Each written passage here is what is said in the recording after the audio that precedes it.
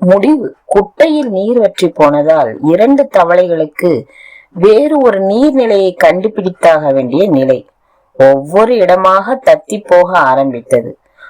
அப்பொழுது அந்த வழியில் ஒரு கிணறு வந்தது. உடனே ஒரு தவளை, இதற்குள் நீர் இருக்கிறது, குதித்து விடலாம் என்றது. ஆனால் மற்றொரு தவளைக்கு அதில் விருப்பம் இல்லை.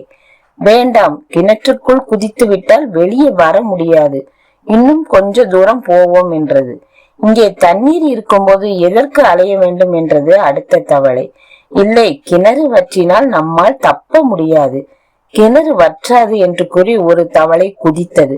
மற்றொரு தவளை கிணற்றில் குதிக்காமல் இன்னும் கொஞ்ச தூரம் சென்றது. அங்கே ஒரு அழகான ஒரு குளம் இருந்தது. அங்கேயே வாழ துவங்கியது. ஒருவேளை குளம் வற்றினாலும் வேறு இடத்திற்கு சென்று விடலாம் என எண்ணியது. சில மாதங்களில் வறட்சி வந்தது. கிணறு வற்றியது. குதித்த தவளை தப்ப இயலவில்லை. கொஞ்சம் சிரமப்பட்டு குளத்திற்கு சென்ற தவளை தப்பித்து விட்டது. நீதி அந்தந்த சூழ்நிலையில் எடுக்கும் முடிவுகளே வாழ்வின் திசையை தீர்மானிக்கின்றன.